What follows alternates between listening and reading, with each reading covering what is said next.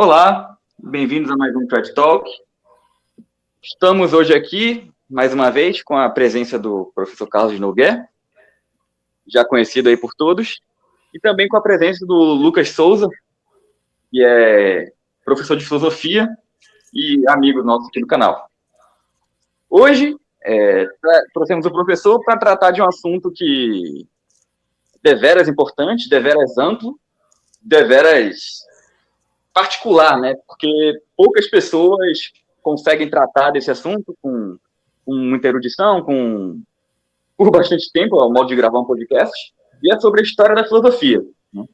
Agora eu vou deixar o professor Nogueira dar essa introdução sobre o assunto, que inclusive tem a ver com o novo curso dele, já divulgado no momento da gravação desse podcast, e que pode servir, inclusive, de preâmbulo a ele, não é, professor? Sim. Bom, muito obrigado mais uma vez pela oportunidade, e esta oportunidade, particularmente, é muito importante para mim, porque agora, dia 1º de junho, começarão as inscrições para um novo curso meu, né?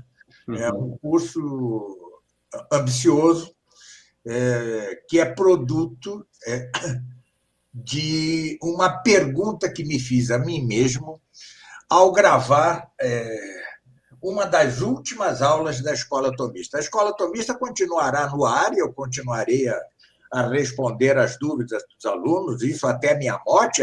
Depois da minha morte continuará também o curso. Bom, mas o fato é que faltam 10, 12 aulas para o término da Escola Tomista. Foram 260 aulas, mais ou menos, terão sido 260 aulas, um curso ambicioso, né, cerca de 5 anos, né, e comecei a perguntar-me que farei ao terminar de gravar as aulas da Escola Tomista, além do livro que eu estou escrevendo. Além deste livro, que sairá no início do ano que vem, final deste ano, que curso eu poderia fazer que fosse coerente com a Escola Tomista?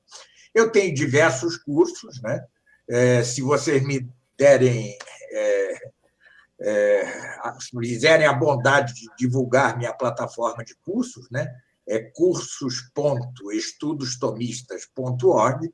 Tem vários. Colocaremos na descrição do vídeo. Muito obrigado. Vários cursos pagos, né? Alguns deles me são mais caros, como de Maria Puríssima, a Escola Tomista, e tenho vários gratuitos. Bom, mas que faria eu numa linha de continuidade com a Escola Tomista? Então, pensei neste novo curso, uma história tomista da filosofia, que não terá 250 aulas, mas terá cerca de 150 aulas. Também será um curso bem longo. Pois bem, mas qual o fundamento? Não estou lançando esse curso só porque preciso de dinheiro, não é isso. Né? Aliás, esses cursos são tão baratos que praticamente não me sustentam. Sim. Mas quando eu li certo livro do padre Álvaro Calderón, El Reino de Deus, escreveu ele ali com respeito à história. Meu pai, né, ou seja, Rubem Calderón Bouchet, começou a olhar a história, a estudar e alçou-se ao plano da teologia. Eu comecei da teologia e desci ao plano da história. Pois bem, é mais ou menos análoga a isto, a relação entre os dois cursos, Escola Tomista e uma história tomista da filosofia. Na Escola Tomista, eu parti de cima, já da doutrina de Santo Tomás. São 5 anos de ensino da doutrina de Santo Tomás. Agora, não. E desci, porque, com efeito, o penúltimo tratado da Escola Tomista é uma breve história da filosofia. Aqui, não. Eu parto de baixo da história da filosofia para alçar-me a Santo Tomás. Em que sentido? O lema do curso é o seguinte: a história da filosofia não é para saber o que pensaram os homens, mas para ver o que disseram de verdadeiro ou de falso com respeito às coisas, à realidade. Repito, a história da filosofia não é para saber o que pensaram os homens, mas para ver o que disseram de verdadeiro ou de falso com respeito às coisas. Mas para atingir isso, para ser assim, é preciso que a história da filosofia tenha dupla coisa. Uma coisa é um eixo, um centro, um apogeu, uma plenitude e uma finalidade, e um fim. Façamos outra analogia. A história humana ou tem um centro, um apogeu, uma plenitude, um eixo, que é Cristo mesmo, e um fim, que também é Cristo. A finalidade da história é transcendente, não imanente. Ou a história humana não passará de mero suceder de eventos, de acontecimentos, sem maior nexo. É claro que há os que, não crendo em Cristo, tentam dar à história, mediante certa filosofia da história, um fim imanente à própria história humana. Né? Descartes e Bacon, Francis Bacon, davam à história o fim de o homem, era um fim prometeico, de o homem dominar toda a natureza, o universo, a natureza. Esta ideologia perdura até hoje, de certo modo, né? Quando o homem quer ir a Marte e colonizar Marte, né? Responde a esta ideologia, a este fim imanente da história. Fosse isso possível ao homem? Não o é. No outro dia, vi uma entrevista muito interessante com um astronauta brasileiro que ficou pouco tempo em órbita, não ficou tanto tempo, e hoje está surdo, tem vitiligo, tem N problemas decorrentes do fato de ter saído da Terra. Por quê? Porque a Terra é o nosso lugar natural. Mas há outras ideologias, outras filosofias da história que dão à história outros fins imanentes. O liberalismo, a Revolução Francesa, dá por fim imanente da história a perfeita igualdade, liberdade e fraternidade. O marxismo dá por fim da história o comunismo final, aquela sociedade em que cada um daria segundo sua capacidade e receberia segundo sua necessidade. Ou seja, é uma secularização do Éden, tal como relatado no Gênesis. E Marx sabia disso. O nazismo, né, dá como fim a supremacia racial germânica. O pan-eslavismo russo, o grande império eslavo, e o marcusianismo, mais recentemente, dá como fim da história a liberdade sexual e coisas que tais absolutas, sem freios. Então, tudo isso é quimérico, obviamente. Portanto, é preciso voltar ao bom senso de ter a Cristo como eixo e fim da história. Na história da filosofia, dá-se o mesmo. Santo Tomás é o eixo, é o centro, é a plenitude da filosofia. E sua doutrina tem por fim, é o fim da própria história. É a finalidade. Ele é tanto o eixo como a finalidade da história, a doutrina tomista. E vejam, eu não vou dar um curso chamado Uma História Tomista da Filosofia porque eu seja tomista. Não se trata disso. Sim, sim. É porque realmente a história da filosofia é assim, o que se mostrará no próprio curso. Né? Professor, Sim. então, sendo uma história num ponto tomista, então ela seria verdadeiramente católica, seria isso? Sim, é claro que é verdadeiramente católica. Mas veja que a doutrina de Santo Tomás, como disse Bento XV e Pio XI, é a única doutrina que a Igreja fez sua. A única, a única. Desde a morte de Santo Tomás, são 40 papas dizendo mais ou menos isto mesmo que Pio XI e Bento XV disseram. O que implica que por magistério ordinário infalível, é de fé quase, que é como que de fé, que a doutrina de Santo Tomás é a doutrina da Igreja. Além do mais, sua doutrina filosófica foi como que canonizada pelas 24 teses tomistas, encomendadas por São Pio X, sim. E promulgadas por Bento XV. É claro que, aliás, diga-se, né, uma coisa são os papas e a doutrina de Santo Tomás. Outra coisa, de que já falarei, é que, contraditoriamente, no ambiente universitário, incluindo as universidades católicas, nunca, em momento algum, pode dizer-se que o tomismo foi hegemônico. Mas disso já falarei. Sim, sim. Se tomamos como... se temos um panorama geral da história humana, vemos que, de fato, depois da queda, depois de Adão e Eva, né, os povos como que ansiavam um salvador. Eram várias as doutrinas soteriológicas, né, ou seja, que esperavam um sóter, um salvador em grego, né, e veio este salvador.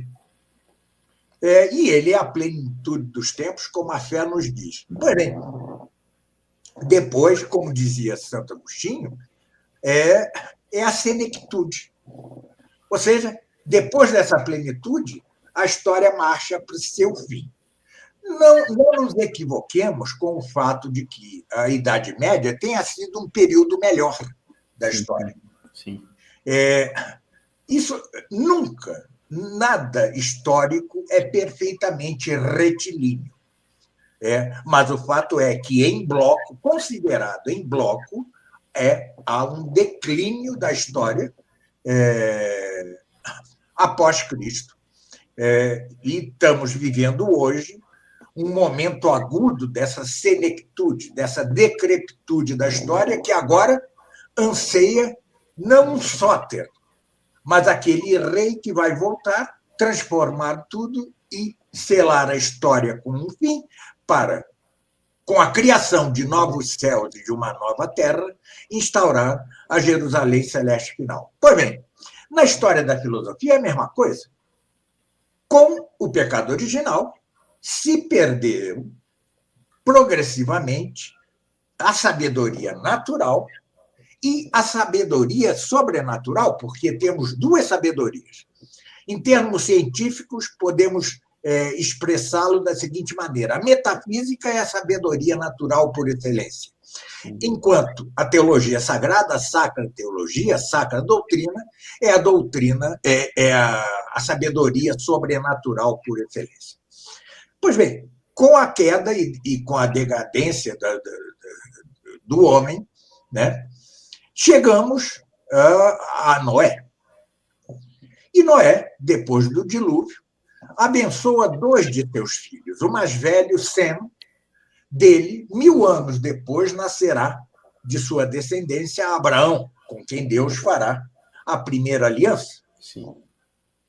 E de seu filho mais novo, Jafé, sucederão os jônios, ou gregos, que retomarão a sabedoria natural de algum modo, não perfeitamente como havia em Adão e Eva, mas de algum modo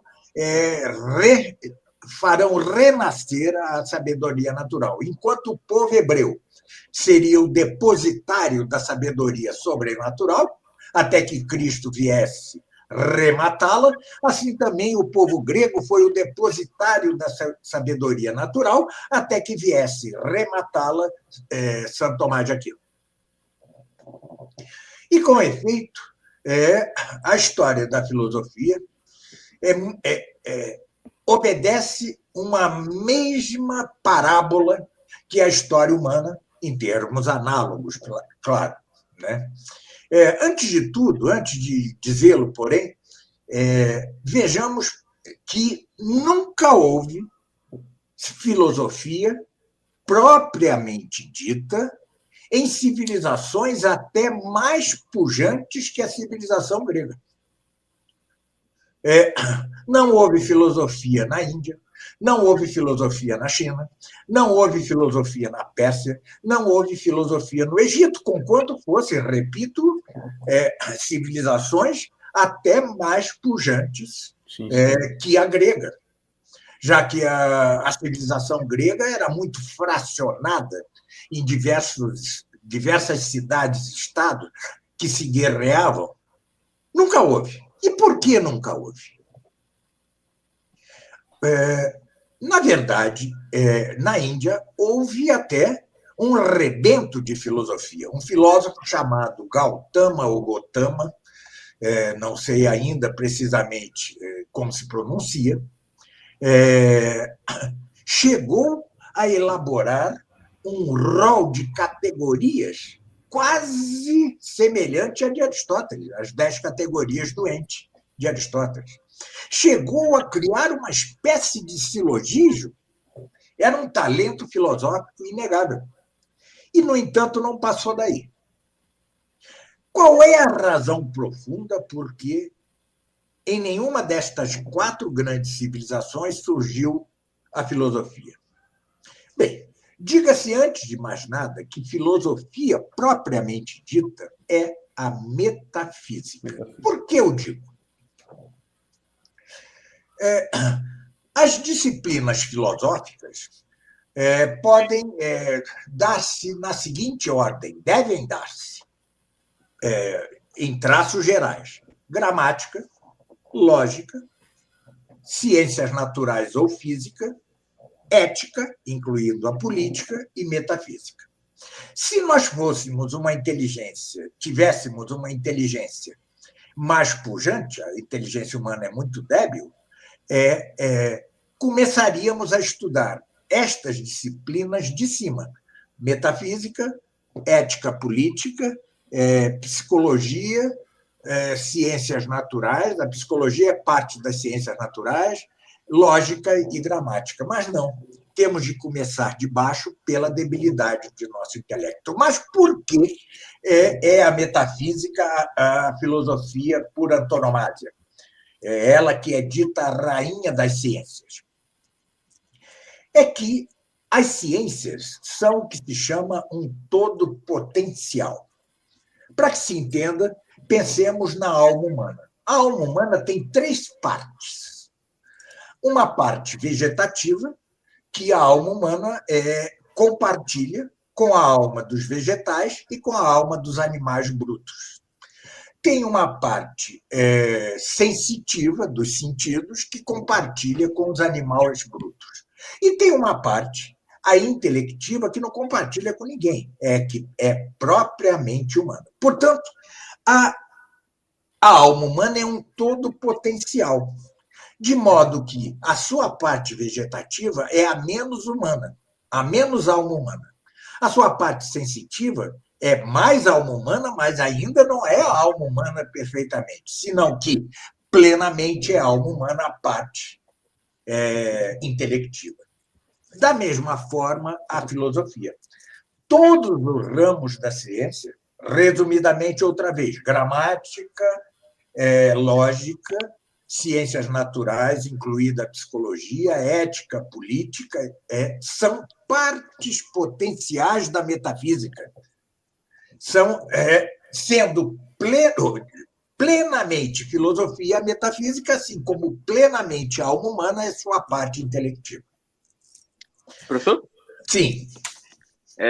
Então, o que o senhor está explicando é que os gregos desenvolveram metafísica, né, com Aristóteles. Então, apenas Exato. os gregos, né, apenas o povo grego que conseguiu desenvolver a filosofia propriamente, né? Essa é a doutrina. Exatamente. Uma pergunta para o senhor.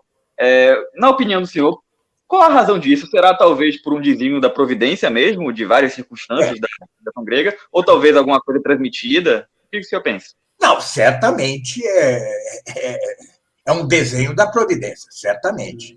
Veja, repito, que Noé deu uma bênção a Jafé, tá certo?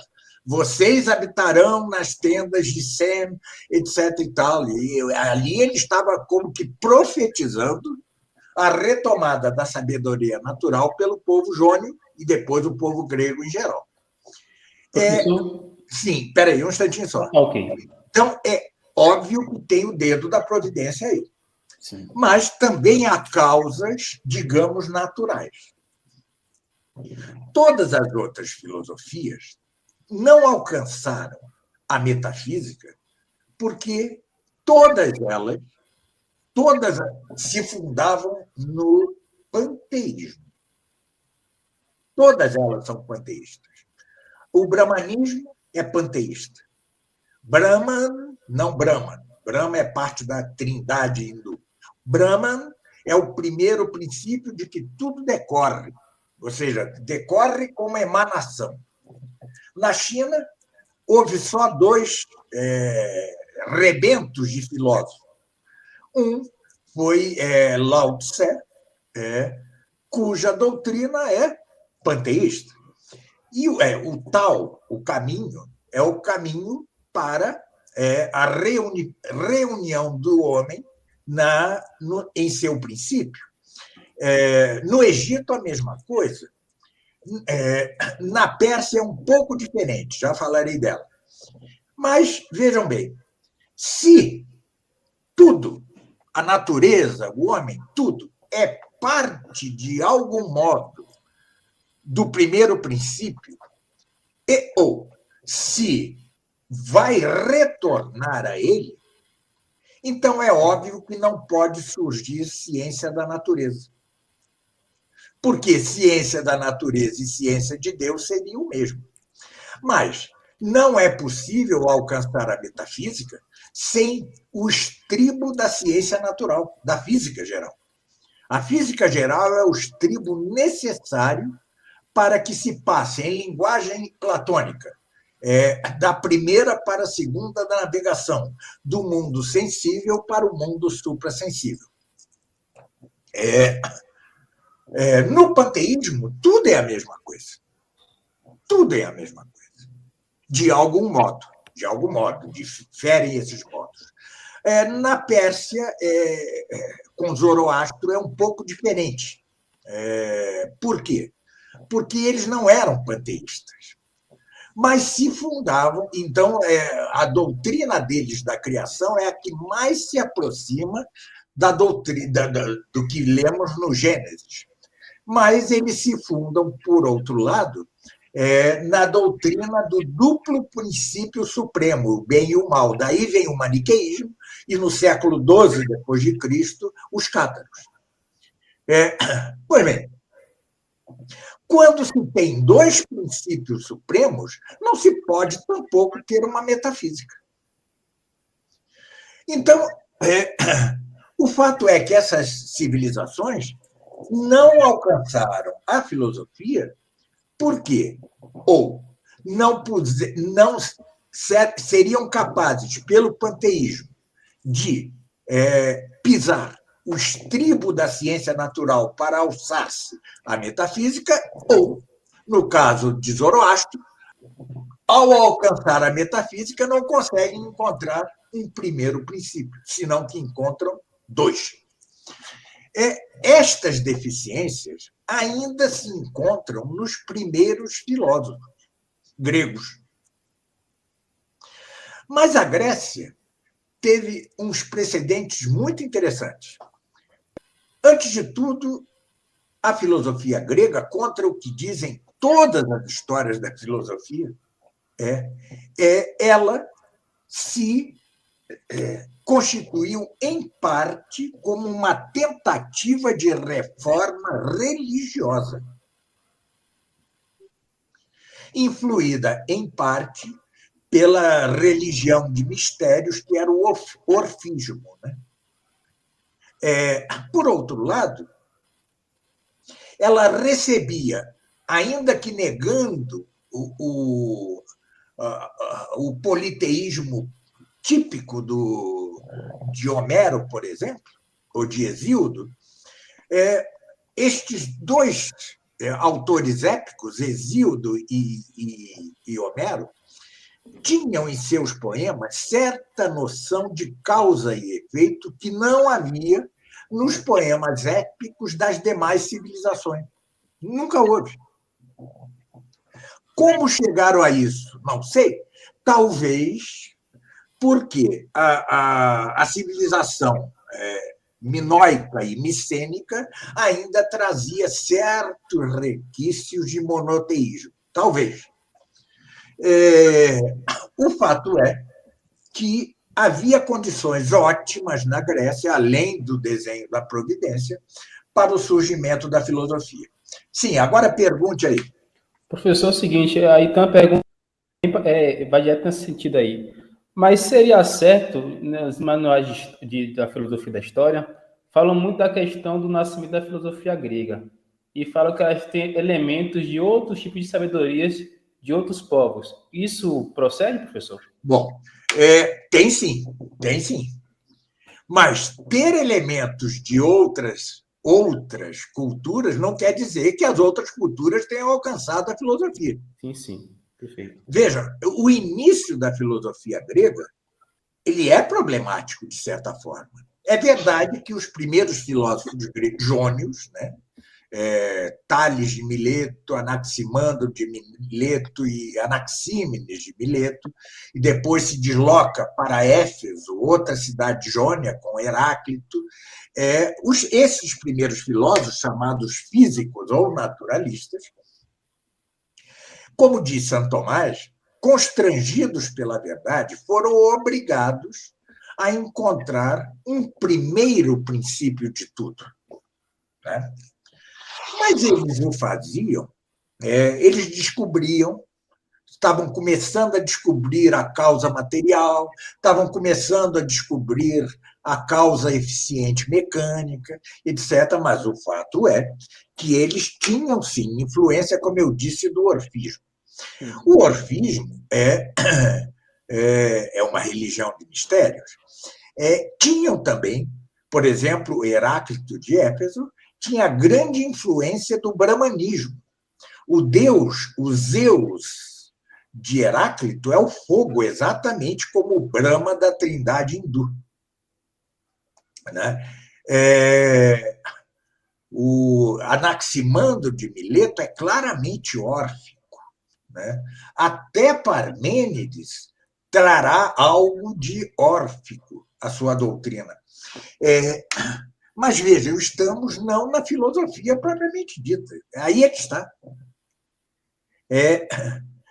Foi preciso que se esgotasse esse primeiro período da filosofia grega, filosofia não propriamente dita ainda, e se encerrasse com uma confusão de doutrinas tremenda, né? E com a decadência dela, né? Com o atomismo de Demócrito, de Abdera, etc., foi preciso que se encerrasse isso, surgissem os sofistas, ainda mais decadentes, e a reação de Sócrates, tá? que abre o que eu chamo a estrada real da filosofia, no sentido de régia, né? A estrada real da filosofia, que vai culminar em Aristóteles. Aí já Aristóteles não tem o menor influxo de civilização alguma, o menor influxo de religião alguma, o menor influxo de religião de mistérios alguma. E, paciente como ele era, disciplinado, ordenado, coisa que faltava a seu mestre Platão, ele vai pacientemente tecendo todo o tecido da filosofia. Ele começa onde deve começar, na lógica, tá? Faz algumas referências à gramática. Minha gramática, Suma Gramatical da Língua Portuguesa, é toda calcada em seu livro Perihermeneias. Daí parte a lógica, com suas partes potenciais, porque a lógica também tem partes potenciais, poética, eu chamo arte do belo, retórica, dialética, sofística e, finalmente, a lógica propriamente dita. Daí a física geral. Da física geral, ele parte a química, da química a biologia, da biologia a psicologia, da psicologia a ética, a política, a econômica, a política e alcança a metafísica. Ele funda propriamente todas estas ciências. Ele funda propriamente a metafísica e todas as partes potenciais dessa mesma metafísica. Ou seja, é com ele que a coisa se dá. Havia, claro, pré-condições desde Tales de Mileto, ajudado pelo dedinho da providência, mas é ele quem é o filósofo por antonomasia, o filósofo por excelência. É claro que ele funda a metafísica, mas não a perfaz, não a torna perfeita. Não a torna perfeita. Ele não alcança, por exemplo, a doutrina da criação do nada. E a metafísica dele é impressionante. Nós o vemos na metafísica dar voltas e voltas em torno da grande montanha da metafísica e, enfim, decidir-se a escalar esta montanha e, quando chega ao meio ou um pouco mais desta montanha, desce rapidamente porque lhe falta fôlego, perdeu o fôlego. A altura era demasiada para lhe permitir ar e respiração. Pois bem, esse gigante, ainda falho, é tão importante que ele funda a ética sobre o que é principal no ser humano, ou seja, o fim último. Ele começa o tratado da ética com o tratado da beatitude, do fim último do homem, e termina sua ética Nicômaco, dizendo que o fim do homem é contemplar a Deus, e viver como Deus, e que os deuses, aí ele multiplica, e que os deuses certamente amariam aquele que o contempla. Claro, sem a revelação, ele não podia partir daí. Então, a beatitude a que ele chega é uma beatitude imperfeitíssima e não verdadeira. Mas pode dizer-se, quem ler a Ética Nicômaco com lentes profundas, com olho de lince, verá que ele, em verdade, desconfia. Ele desconfia, será que nesta vida nós podemos alcançar mesmo a beatitude? E não conseguimos. Depois, aliás, só para ilustrar, vem a outra beatitude aqui na Terra, que é a beatitude que nos permite a fé. É ainda imperfeita, mas não imperfeitíssima. Mas tampouco é a verdadeira beatitude. A verdadeira beatitude só no céu. Bom, só na vida eterna. Morto Aristóteles, decadência, outra decadência. Esta decadência prosseguirá até que, de repente, surge Cristo. E, ao surgir Cristo, depois da morte de Cristo, começa, timidamente ainda, a ter os primeiros traços da teologia sagrada, que já se valerá da filosofia pagã como de uma serva. Não que a fé, a doutrina sagrada necessitem da filosofia. Quem necessita da filosofia é nosso débil intelecto. Como dizia um filósofo católico belga, Marcel Descartes, que depois, no seu último livro, desandou completamente, né? Retornou a certa noção histórica do hinduísmo, coisas assim. Mas, em seu penúltimo livro, creio, A Inteligência em Perigo de Morte, ele dizia uma coisa muito interessante. A fé nos é vertida no recipiente, no receptáculo, no vaso da razão. Ora, se este vaso está fendido, rachado por más doutrinas, a fé tenderá a escorrer por essas fendas. E é isto mesmo. É para isso que a teologia sagrada necessita da filosofia. Para sustentar nosso débil intelecto. Sim. Tem um autor católico, o Eugene Michael Jones, que ele comenta sobre essa relação entre a filosofia grega e o próprio evangelho. Ele diz uma coisa interessante. Lógico que eu estou resumindo aqui. Ele fala que como que a primeira união, entre aspas, entre a filosofia grega e a teologia sagrada católica é o prólogo do Evangelho de São João, né? Quando ele utiliza o termo logos ali, já acerta. Mas mais que São João, que usa a noção de logos, né? Mais que ele era influído pela filosofia grega de São Paulo. São Paulo também, exato, né? São Paulo era um judeu cultíssimo, tá? Conhecia profundamente o Antigo Testamento e a filosofia grega. Mas ainda não. Mas, veja, os escritos de São João e os escritos de São Paulo não têm por autores nem São Paulo nem São João, mas a Deus. Perfeitamente. Tá certo? Então, a filosofia mesma vai começar a teologia vai começar um pouquinho mais tarde, mas atenção, hein? Assim como eu digo que a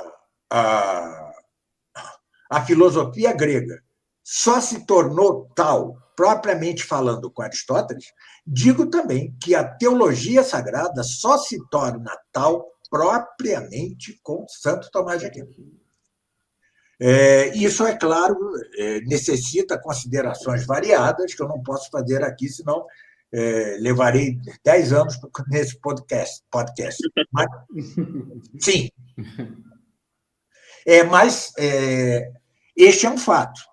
Mas, então, por um lado, a doutrina sagrada começa a progredir, assimilando a filosofia grega, mas não o aristotelismo. Assimila-se um pouco do estoicismo e depois com Santo Agostinho, que é um gigante, tá certo? Com o neoplatonismo. Então, Santo Agostinho é um gigante ainda fundado numa filosofia imperfeita. E o que é o neoplatonismo? É a última... Plotino, que fundou propriamente o neoplatonismo, ele foi o último filósofo pagão talentoso. O último. E o que é a doutrina do neoplatonismo? É uma tentativa de responder à doutrina da criação cristã. Não é nada mais que isso. Nada mais. Eles tiveram contribuições em outras áreas, etc., mas no centro do neoplatonismo está a última e como que desesperada tentativa de refutar o cristianismo. Lembremos-nos que os neoplatônicos, Jâmblico, por exemplo, né, foi um firme apoiador e assessor de Juliano o Apóstolo. Tá certo? Então, eis a última tentativa a pagar. Morta esta tentativa, passada esta tentativa, o que resta é a teologia sagrada valendo-se de um filosofar. Mas, depois do gigante Santo Agostinho, que é o segundo maior doutor da Igreja, nós temos o início, depois do do Império Carolíngio, nós temos o início da escolástica, né? Com altos e baixos, né? Coisas heretizantes condenadas pela Igreja, etc., como escoto erígena e outros, né? Condenados pela Igreja. E a escolástica vai galgando pouco a pouco. Temos Santo Anselmo, que é muito importante, mas era platônico, ainda era neoplatônico, né? E depois, no século XII, nós temos a entrada de Aristóteles na escolástica, mas um Aristóteles pelas lentes dos filósofos islâmicos, sobretudo Avicena e Averroes, que, por sua vez, eram caudatários do neoplatonismo e do grande comentador aristotélico Alexandre de Afrodísio. E esta influência de Avicena é tão grande que, em boa parte, Santo Alberto Magno, o mestre de Santo Tomás, era aviceniano. Seu comentário à metafísica é uma paráfrase do comentário de Avicena à metafísica de Aristóteles. Bom, Santo Tomás, em início de carreira, né, por exemplo, no livro Doente e da Essência, ele ainda acusa traços avicenianos, além de traços boécianos de Boécio. E isso vai durar, de certo modo, até as questões disputadas de Veritate, né? A maioria dos tomistas sustenta que a doutrina de Santo Tomás não teve progresso. Isso é um erro tremendo, né? Claro que teve progresso. Ele teve uma fase com influência de Avicena, de Boécio, depois passa uma fase com influência de Santo Agostinho, para, no fim, chegar a ser Santo Tomás mesmo, ele mesmo. Bom, mas ele logo, ou seja, no meio da sua caminhada tão breve, ele só escreveu durante 20 anos e morreu, ele notou que os textos que se liam de Aristóteles eram textos mal traduzidos do grego. Por quê? Porque era uma tradução do grego para o siríaco, do siríaco para o árabe, do árabe para o latim, mediante Domingo de Salvo e os outros tradutores da Escola de Tradutores de Toledo.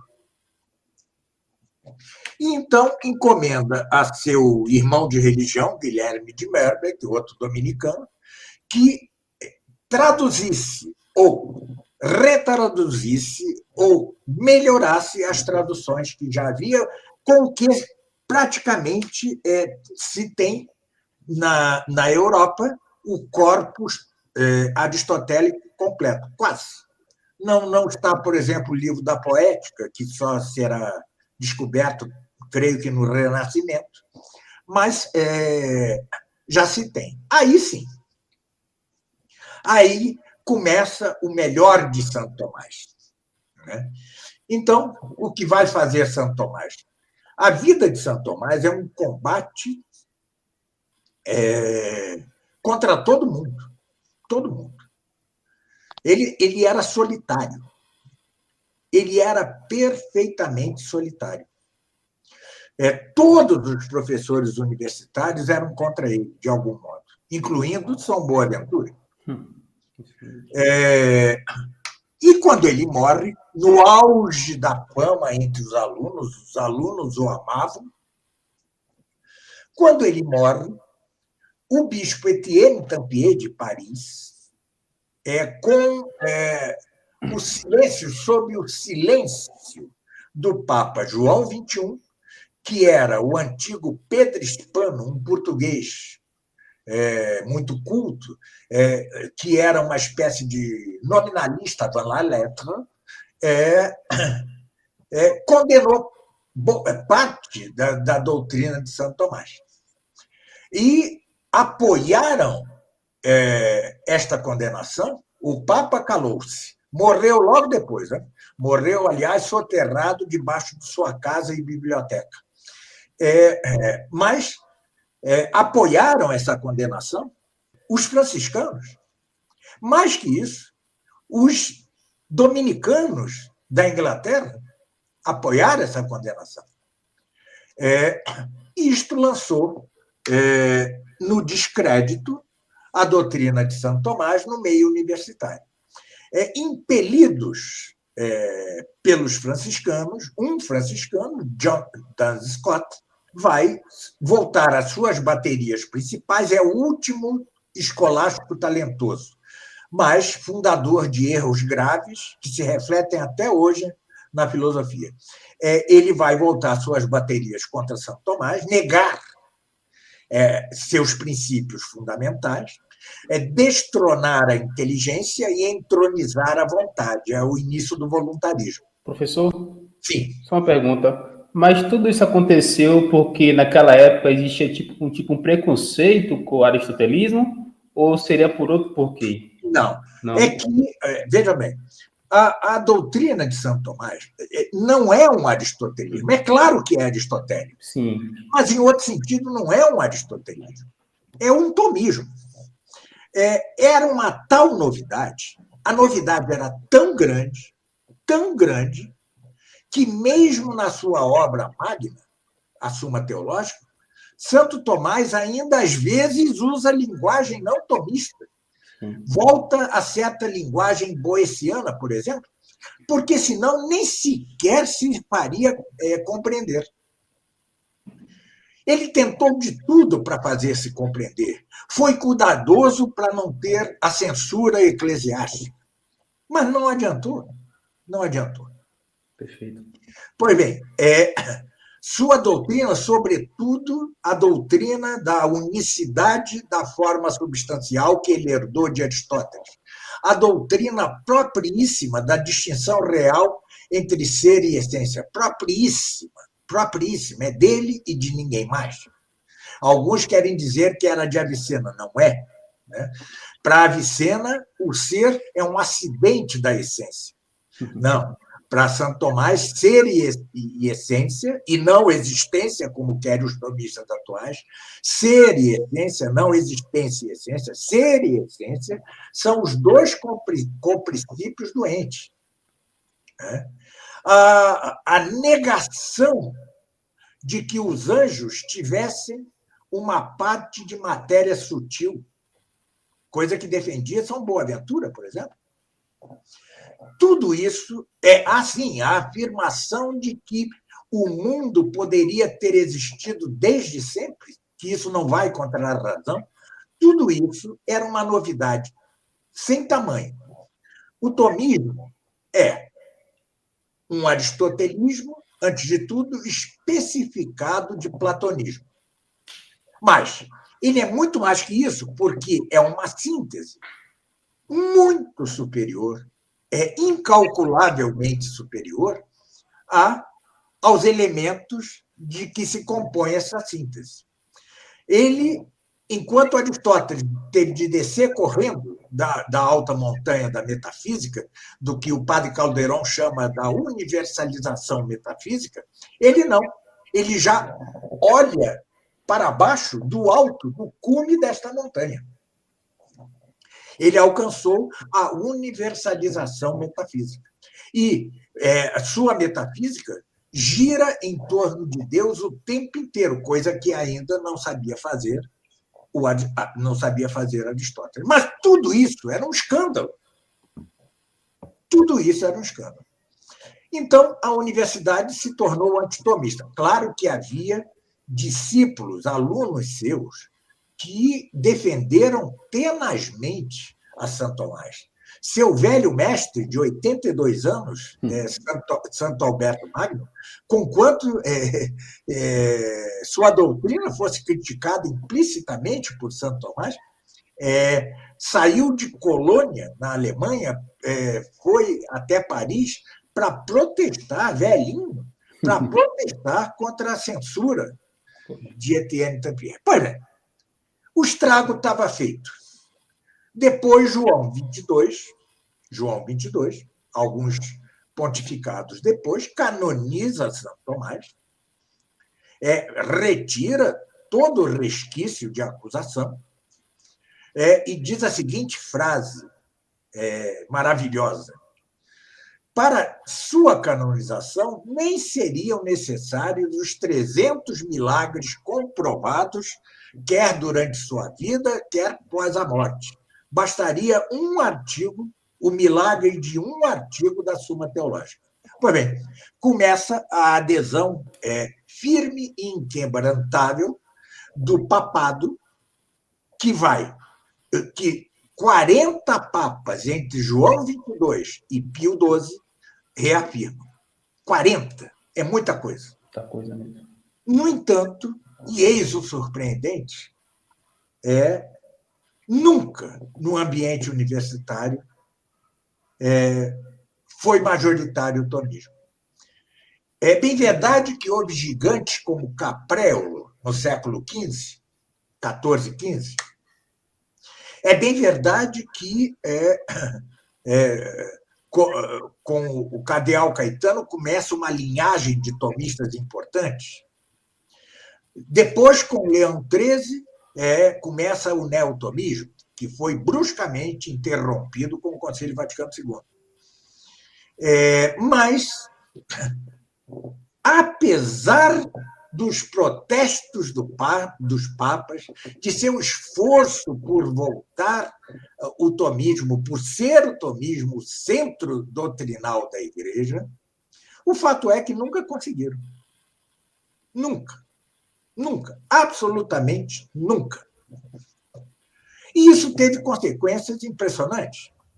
A primeira é que, ilhados, isolados, cercados, sitiados no ambiente universitário, os tomistas começaram a ceder parte de sua doutrina.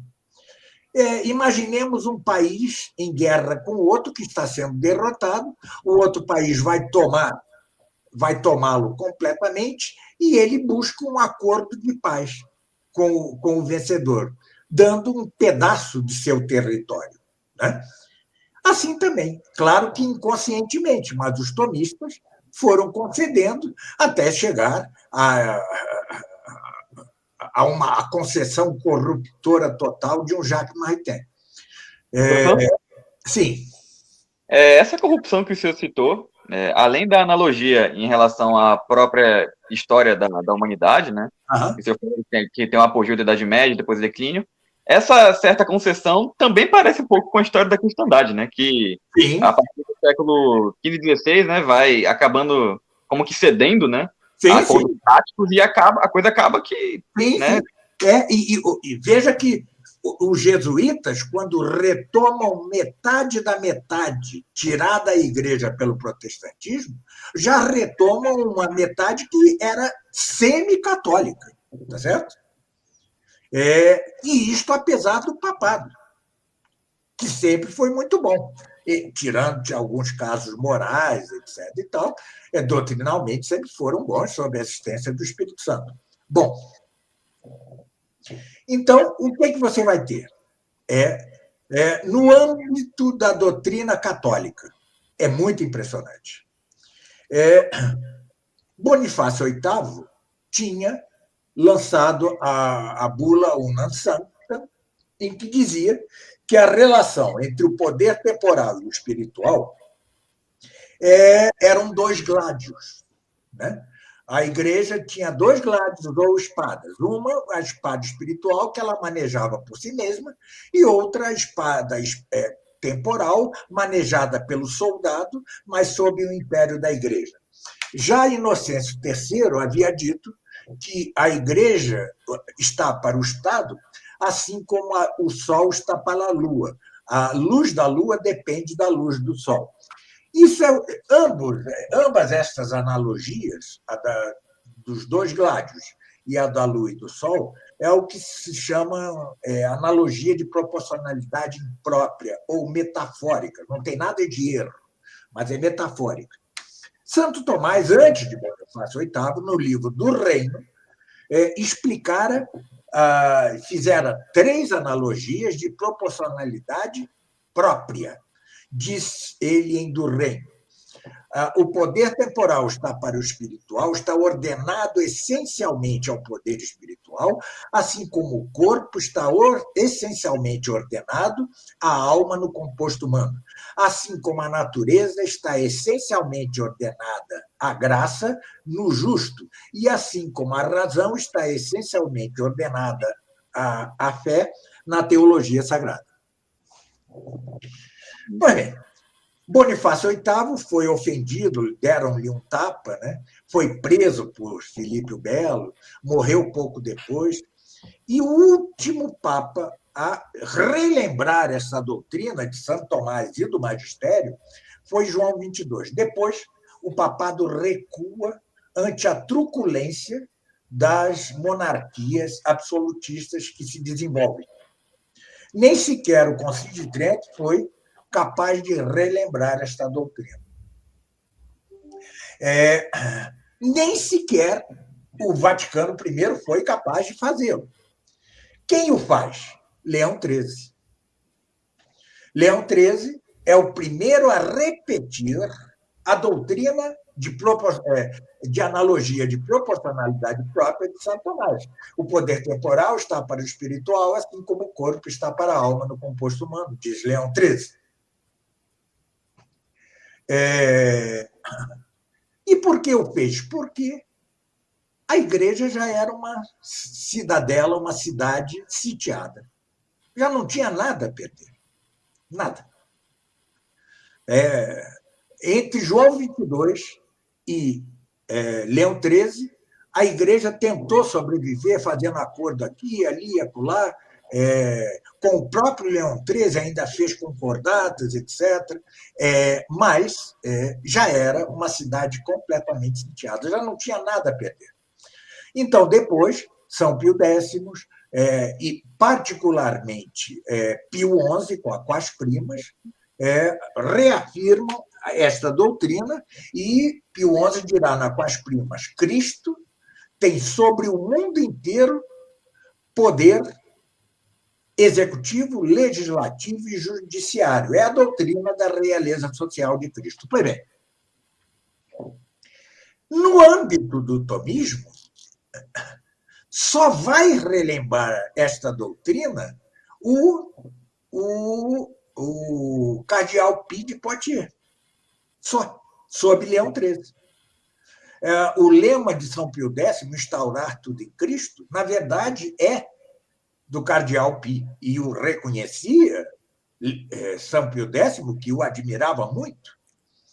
Entre Santo Tomás, olhem bem isso, entre Santo Tomás e o cardeal Pie de Poitiers, o único que acerta quanto à política é um não tomista, é o cardeal Bellarmino. O único. Era um jesuíta.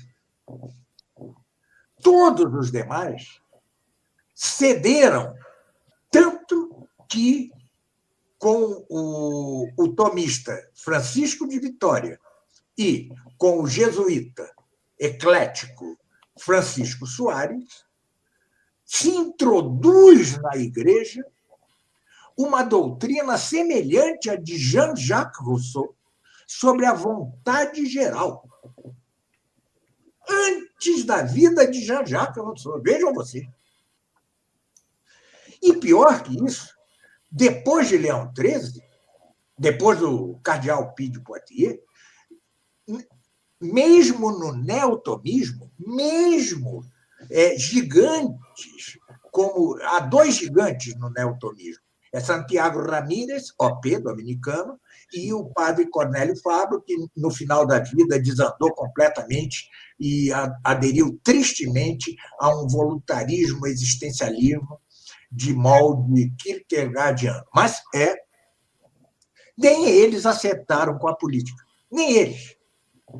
O único que vai acertar com a política é um obscuro leigo francês, pouco antes do Concílio Vaticano II, que é Jean Husset, que, apoiado por Dom Lefebvre e por Pio XII, funda um movimento chamado La Cité Catholique, ou seja, a cidade católica. Vejam vocês, e logo depois vem o Vaticano II, cujo traço central, a meu ver, é o destronamento de Cristo. Então, vejam o drama nisso. Então, nisto, o tomismo, Santo Tomás nunca imperou. Vemos agora para a doutrina moral.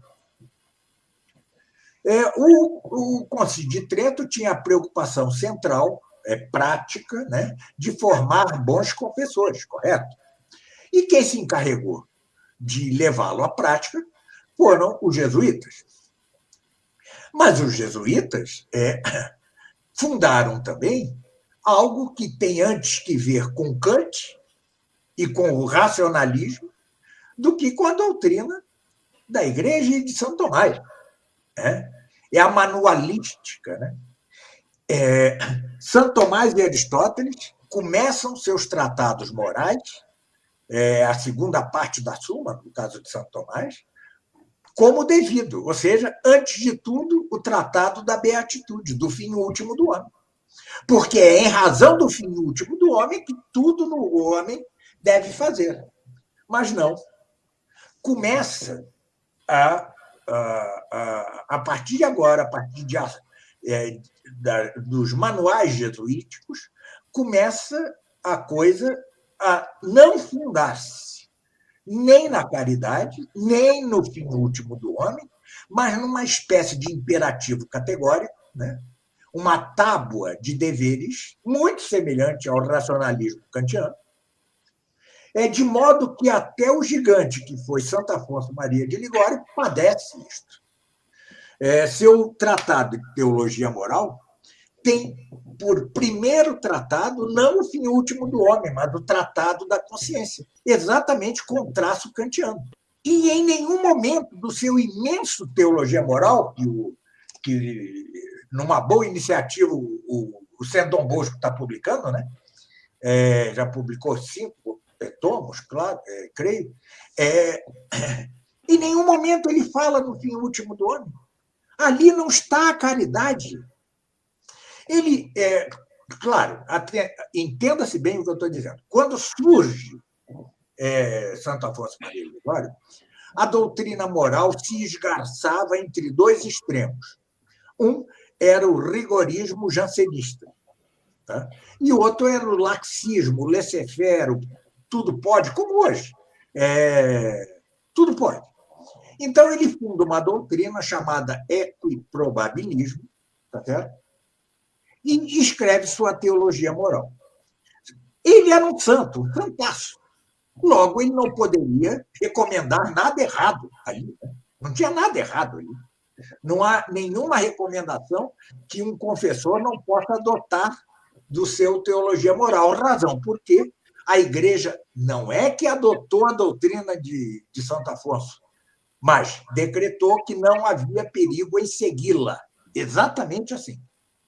E estava correta diante daqueles extremos de laxismo e rigorismo. Mas o fato é que uma teologia moral não fundada no fim último do homem e não fundada na caridade não pode sobreviver. Não pode sobreviver. E a coisa foi se agravando, se agravando, se agravando, e nunca se levantou até que o já referido Santiago Ramírez, que é considerado o doutor da beatitude, né?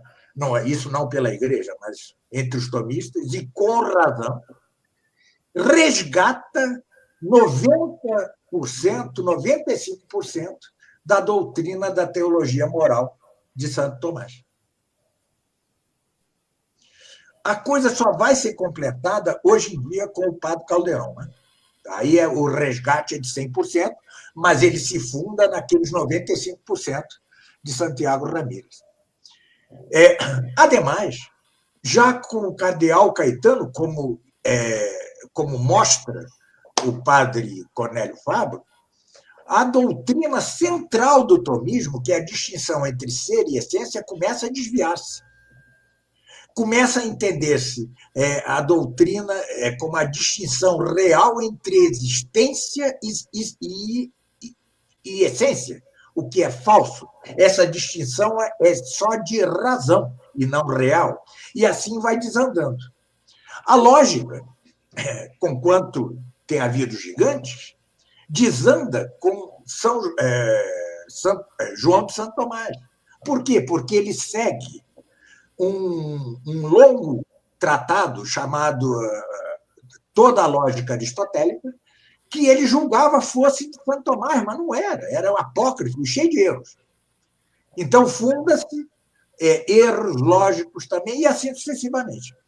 Professor, eu posso estar até errado nesse pensamento, mas, por exemplo, numa parte da Idade Média, no final dela, até o fim da modernidade, a igreja se manteve muito passiva diante da filosofia, por assim dizer. Esse pacifismo seria, de alguma forma, essa não utilização correta do tomismo? Não, a igreja não, os papas não. Não. Não, ao contrário. O Santiago Ramírez tem um texto enorme onde mostra a atividade dos papas de tentativa de impor o tomismo. Leão XIII, com a Aeterni Patris, foi um renascimento dessa tentativa, porque entre a Revolução Francesa e Leão XIII, a decadência foi total, né? Sim. Certo? Ali o tomismo já não tinha vez em lugar nenhum, né? E esse é o defeito do livro de Santiago Ramírez.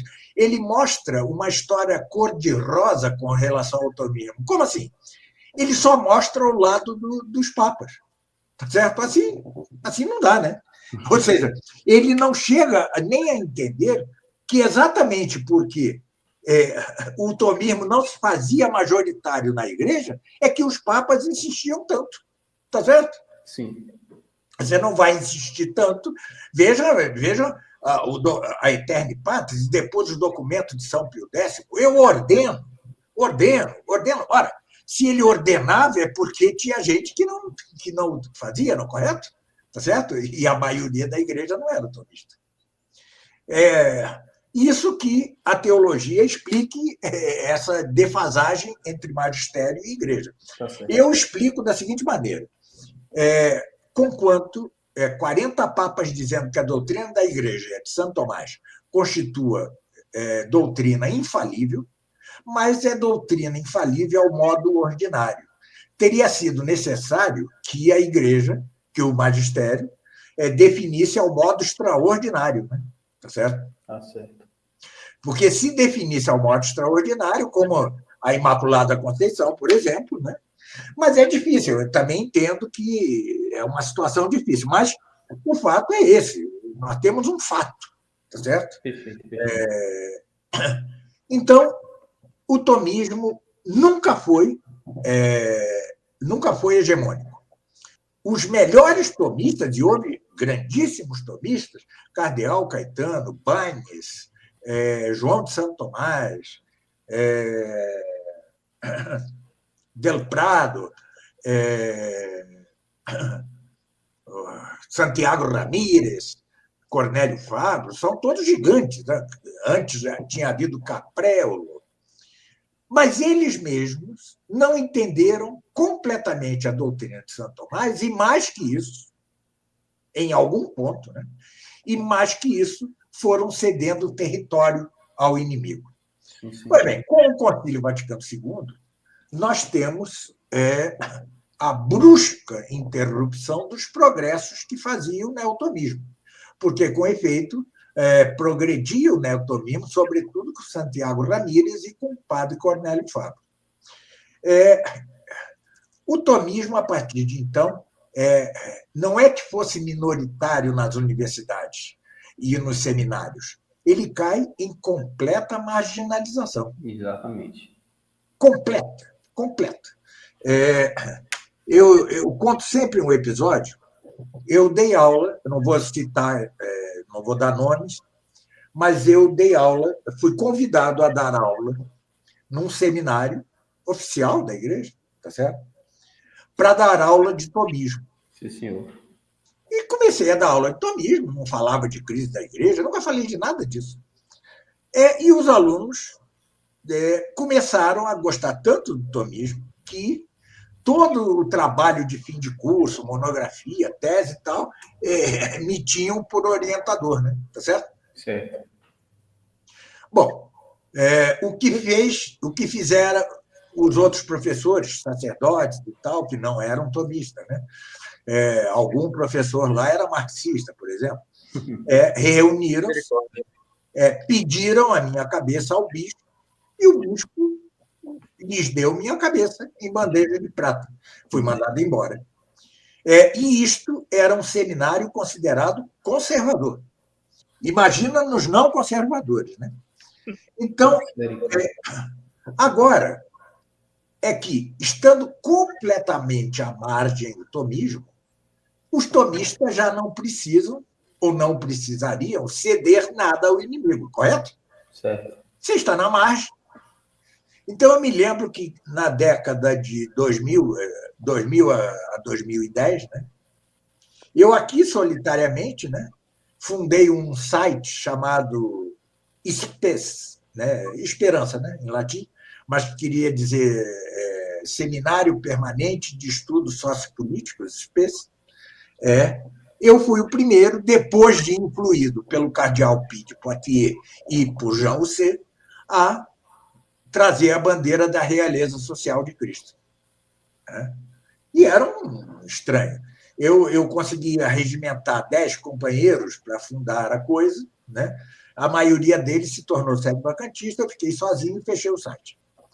E depois, como foi minha surpresa, ao ver o gigante, Padre Álvaro Calderón, que, para mim, é o mestre, é o maior dos mestres auxiliares de São Tomás, mas qual não foi minha grata surpresa ao ver não só que ele defendia, e muito melhor que eu, a realeza social de Cristo, senão que ele retomava o tomismo mais puro e mais, com uma capacidade que os outros tomistas não tinham, de assimilar os dados descobertos pelas novas ciências, assimilá-los, né, mas explicá-los todos no âmbito do próprio tomismo. Né? E mais, ele resgata até a verdadeira metafísica de São Tomás. O próprio professor Calderón, o próprio professor Padre Calderón, né, diz que os papas, né, entendiam que Santo Tomás era o único que poderia dar as respostas para a modernidade, né? Sim.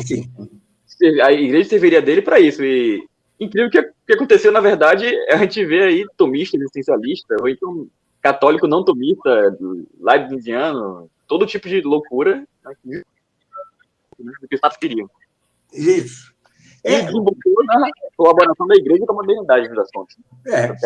É isso, ou seja, foi preciso que chegássemos à marginalidade para alguns verem que era hora de retomar o tomismo em sua integridade, sem negar as descobertas das ciências modernas, claro, mas explicando-as e assimilando-as, incorporando-as de modo tão magnífico como faz o Padre Calderón em seu curso de física. Tá certo? Então, esta é a história da filosofia, do ângulo da igreja. Do ângulo do mundo, o que nós temos é que, no âmbito católico já decadente do século XIV, XV, vai surgindo, né, uma nova ciência. É a ciência que despreza as 4 causas de Aristóteles, reduzindo-a à causa eficiente e mecânica. Tá? Daí vai surgir a nova ciência. Né? Daí vai surgir Galileu, que era católico, tá certo? E depois Newton, e etc. Tá certo? Darwin não é ciência nem aqui, nem na China. Né? Tá certo? Nem nas Ilhas Galápagos o darwinismo é uma ciência. Bom, então,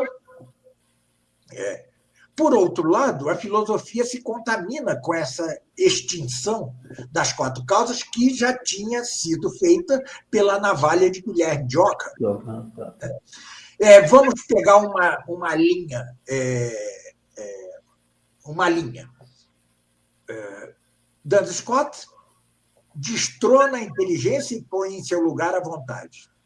Guilherme de Ockham tira a inteligência já destronada sua função precípua, que é alcançar os universais.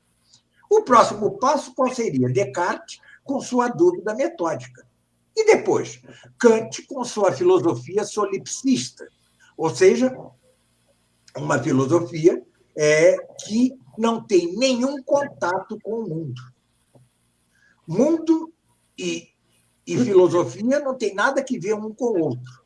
Qual é a consequência disso? Qual é o próximo passo? Hegel, que começa a dizer que o mundo é produto da nossa mente. É o idealismo absoluto. É um produto da ideia. O mundo é produto da ideia. E assim vamos até o abismo atual. Eu conto sempre uma história muito interessante.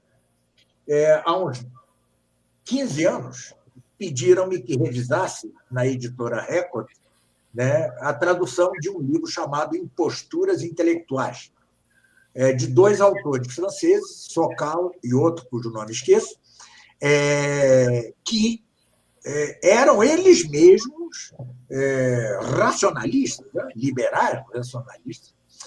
Mas é muito interessante. O fato é que Sokal, um dia, publicou numa revista filosófica de grande prestígio na Europa, na França e na Europa, um artigo de alta complexidade. E passou-se 1 ou 2 anos, os filósofos, grandes filósofos, Júlia Kristeva, Guattari, Gilles Deleuze, a discutir aquilo. Gerou uma discussão impressionante. Aí ele lança, com esse seu parceiro, o livro Imposturas Intelectuais, onde ele diz que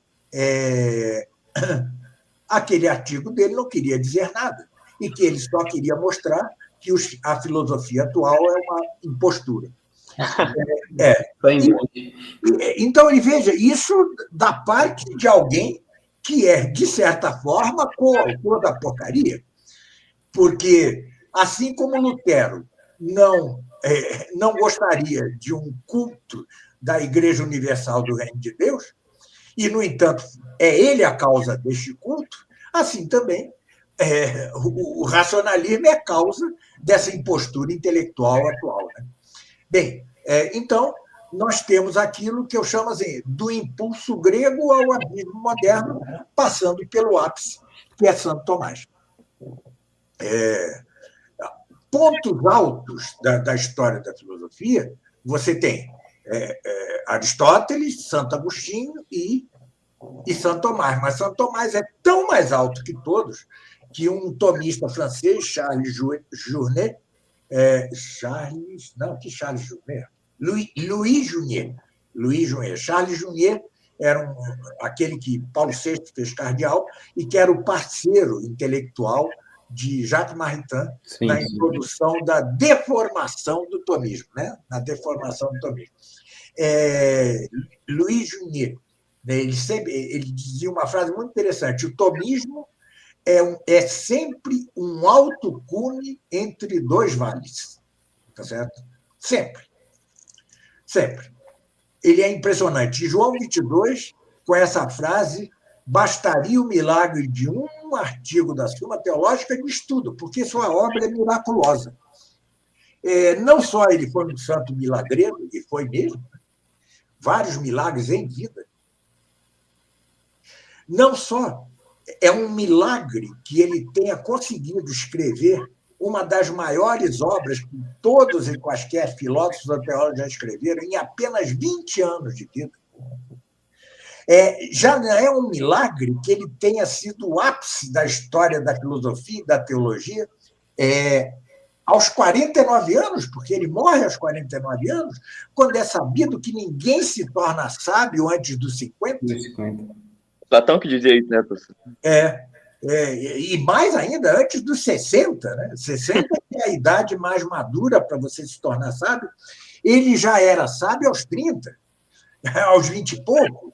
Isso já é um milagre, né? Aliás, é impressionante os textos autógrafos que chegaram até nós de Santo Tomás, né? Ele parecia escrever como taquígrafo, né? Vocês já viram escrita de taquigrafia, né? Entendeu? Tal a ânsia dele de escrever, num tempo que certamente ele sabia curto, né? Tá certo? Aliás, ele morreu de absoluto esgotamento.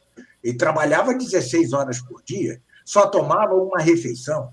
E, mesmo assim, há instâncias dos irmãos de religião. Coma, irmão Tomás, né? É um prodígio, né? E, professor? Assim. Parece que, inclusive, no leito de morte queriam que ele continuasse escrevendo, né? Acho que o comentário... Alguns querem dizer que ele chegou a oralmente ditar para os cistercienses que o rodeavam o comentário do Cântico dos Cânticos, mas os melhores biógrafos dele não o confirmam, tá certo?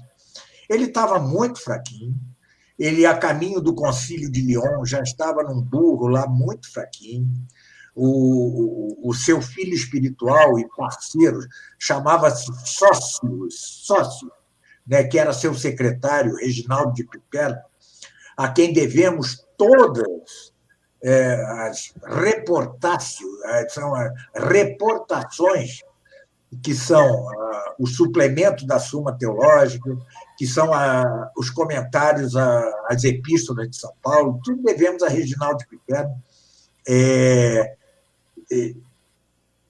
acompanhando para ver se ele aguentava, e, de repente, ele bateu com a cabeça numa árvore, num galho de árvore, piorou sua situação. E Reginaldo de Piperno, cheio de cuidado, mas não teve jeito, ele pouco depois morre. Morre num mosteiro cisterciense, né? Rodeado de franciscanos, cistercienses, dominicanos. Ele era amado. Só não era amado na universidade. E nem nas ordens religiosas, nos superiores das ordens religiosas.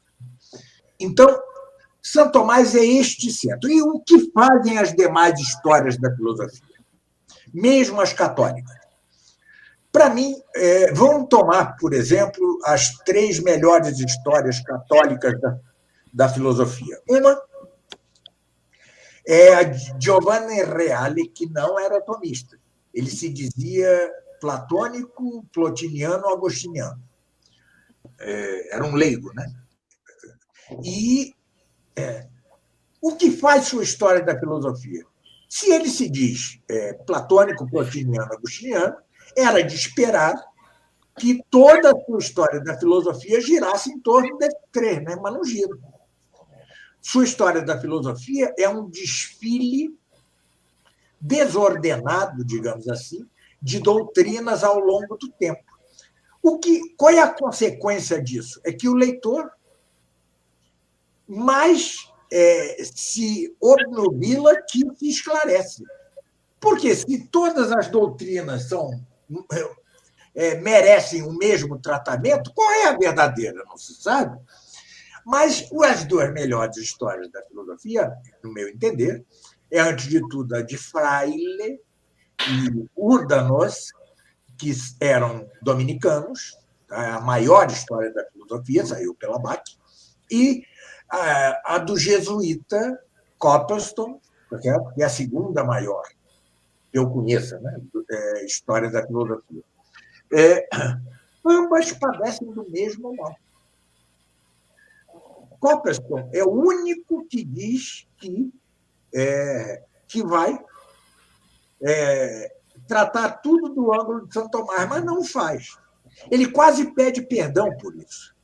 E diz, na apresentação, que este é o ponto de vista. Assim como outros têm o seu ponto de vista, ele tem esse, ele é tomista. Mas não é isso. Não é porque você é tomista que a história... Ou a realidade, na realidade, a história da filosofia é tomista, ou você está divulgando um erro, né? Tá certo? Além do mais, nem Freire, nem Copperstone entenderam perfeitamente o tomismo. Nenhum dos dois. Então, a leitura dessas obras pode fazer alguém erudito e fazer até um sucessinho no mundo, né? Ele sabe descrever todas as doutrinas, etc., em geral, mas ele não será um sábio, né? Ou seja, não, essas histórias da filosofia não contribuem para a sabedoria. Então, a minha intenção é fazer do modo como eu disse. Claro que eu não posso, numa história da filosofia, descrever toda a doutrina tomista e mostrar. O que eu vou fazer é o seguinte: eu vou mostrar por triplo modo que todas as demais doutrinas só se resolvem com a doutrina de Santo Tomás. É um modo algo apofático, negativo, né? Todas as doutrinas, de algum modo, até mesmo a de Aristóteles, terminam em becos sem saída intelectuais, ou seja, no que se chama aporias. Chamam aporias. E essas aporias só seriam resolvidas por Santo Tomás. Quando eu começar a explicar Santo Tomás, eu vou remeter para os devidos lugares. Tá certo? Agora, vocês querem estudar? Se quiserem, façam a escola tomista. Tem o livro tal, da bibliografia, porque eu não posso descrever num curso de História da Filosofia toda a doutrina. Mas mostrarei, primeiro, que, negando as consequências, as conclusões das demais doutrinas. Segundo, reduzindo-as ao absurdo ou ao impossível. Tá certo? É por esse duplo modo que eu vou mostrar no curso que a doutrina de Santo Tomás é a própria filosofia. Mas, mais que isso, eu vou mostrar que, por incrível que pareça, Santo Tomás não era filósofo. Santo Tomás, contra o que dizem muitos tomistas, sobretudo Etienne de Gilson, Santo Tomás era teólogo e usava da teologia, da filosofia, inclusive do seu filosofar próprio, em ordem à teologia. Ainda resta por sistematizar a filosofia de Santo Tomás, né? Quem começa a fazer isso é o Padre Calderón, né, com os umbrales da filosofia. Ele quem começa a fazê-lo. E continua, sua obra continua nesse sentido. Eu creio que contribui em algo para isso. Mas assim, será assim este curso. É um curso que me dará trabalho a mim, né, porque eu tenho que ser muito preciso, né, eu tenho que ser ordenado, não posso... como em todos os meus cursos, esse não será um curso em que eu farei digressões. Eu darei aula objetivamente com começo, meio e fim. Falando sobre o curso mesmo primeiro. Então, quando o senhor for tratar, por exemplo, da filosofia de Duns Scott, ou de Hegel, ou de Kant, o senhor vai apresentar, segundo a doutrina de Santo Tomás, isso, os errôneos nessa doutrina. O senhor, então, vai falar claramente contra os tomismos ecléticos por aí, né? Também. Sim, tudo será em torno de Santo Tomás. Tudo. É a única maneira de você ter uma história da filosofia com coerência. De fato. Assim como a única maneira de ter uma história da humanidade, do homem, com coerência, é pôr Cristo no seu centro. Não há outra maneira. Né? Ou você dá centro e fim à história, tanto da filosofia como a história humana, ou tudo não passará de um suceder de eventos, né? Tá certo? Sem pé nem cabeça, sem começo, meio e fim. Né? O que não tem nada a ver com a realidade. A nossa realidade é ordenada, né? Tá certo? Perfeitamente.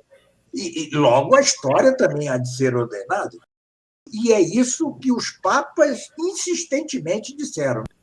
Tratando de história também, o senhor menciona que como que logo após a morte de Santo Tomás, há certo hiato aí, né? Há certa interrupção da propagação da sua obra, toda aquela polêmica, toda aquela questão relacionada à condenação, né, do Bispo de Paris. Sim. Então, há aí, nesse momento, uma preparação para justamente o desembocar da má filosofia pela Europa, né? Porque justamente nesse momento que começam a vigorar também os grandes, digamos assim, rivais de Santo Tomás, né?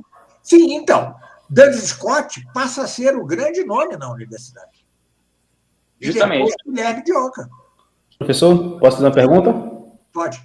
Então, pode-se dizer, então, com toda essa problemática, podemos dizer, ou chegar no ponto que a filosofia vai caindo quando a metafísica vai sendo derrubada? Sim. Bom, sem metafísica não há filosofia propriamente dita, como eu disse, né? Tá certo? Certo. Então, obviamente, toda a filosofia moderna, desde Guilherme de Ockham, não é filosofia propriamente dita, certo? Certo. Duns Scott ainda era um metafísico, tá certo? Mas um metafísico falho. Mas depois acabou-se. Não há metafísica.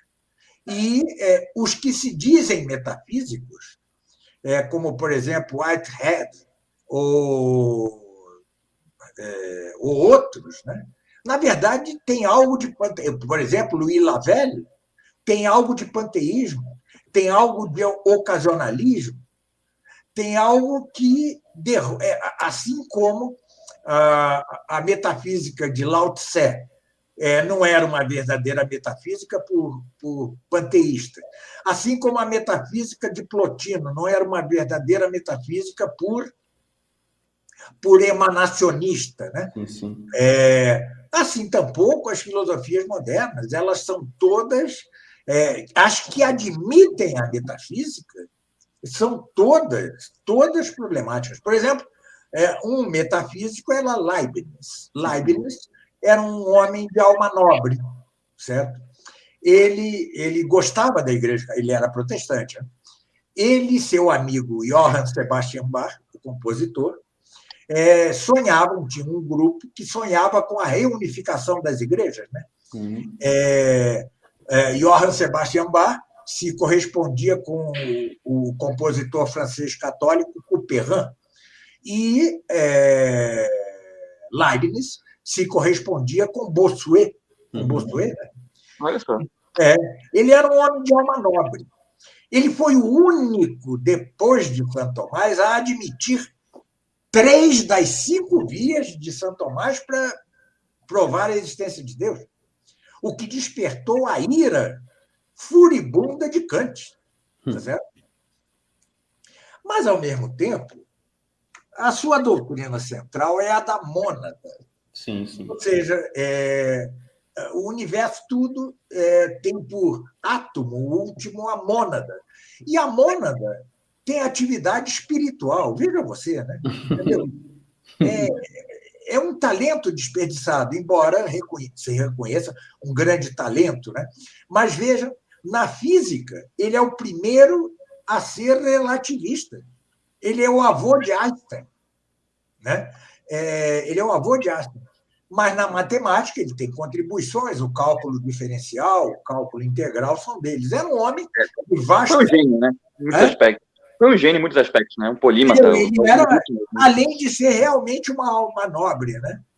Eu leio Leibniz com certo carinho, tá certo? Ou seja, claro, não deixo de criticar a sua teodiceia, tudo isso, mas eu leio com certo carinho porque vejo ali uma alma nobre, sincera. Ele procurava sinceramente a verdade, sabe?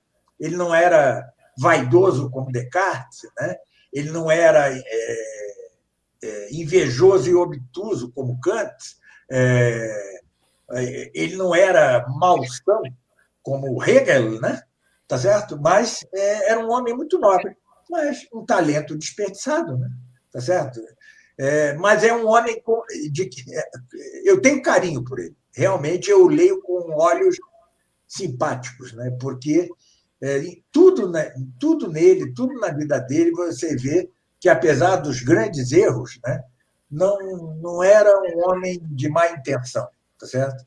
Era capaz de gostar até de Santo Tomás, veja você. O único entre Santo Tomás e hoje que gostou de Santo Tomás. O único. Dos modernos, né?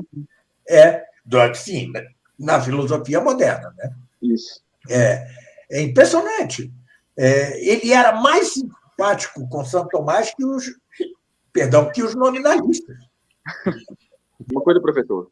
Algumas pessoas, como que, eu acredito até de forma simplória, utilizam para, como que, colocar para baixo, rebaixar de certo modo a filosofia de Santo Tomás, a sua teologia. É aquela história de ele ter dito ao final da vida que todas as suas obras são como párias, algo assim, algumas versões diferentes. Eu lembro que o senhor comentou que há um certo problema nessa história. Não, veja só. A Igreja Católica não sofreu lendas negras, não? Sim. A difamação de liberais, racionalistas e protestantes, não foi? Sim, senhor. Assim também. Desde o início, Santo Tomás foi difamado. Você veja que João 22 chamou a Santo Tomás o doutor comum. O que quer dizer o doutor comum? Em latim, quer dizer o doutor universal, certo? O doutor geral de toda a igreja. O que é que fizeram os franciscanos, tanto escotistas como nominalistas? Começaram a usar doutor comum no sentido diferente, no sentido mais rasteiro, o doutor ordinário e não extraordinário, tá certo? Mais pejorativo, assim. Porque a palavra comum tem esses dois sentidos, tá certo? Bom, por isso é que já no século XV os tomistas começam a chamá-lo de doutor angélico, para não sofrer essa degradação denominativa, né? Ou seja, pelo mau uso da palavra comum. Olha só. Bom, a outra coisa é que Santo Tomás, você não pode entender Santo Tomás como um filósofo do gabinete, como um teólogo do gabinete. Ele era um santaço, né? Tá certo? Ele era um santaço, um dos maiores santos que já houve. O único santo, o único que nunca teve tentação da carne, o único santo, um dos pouquíssimos santos que nunca teve pecado mortal, cuja última confissão, segundo seu confessor, isso está nas atas de canonização, era de um menino de 5 anos. Olha só. Tá certo? E este homem, ele tinha verdadeiras êxtases místicos. Quando ele fazia um sermão na igreja, ele parecia em êxtase, ele não olhava para o povo, ele olhava para o céu e falava em êxtase.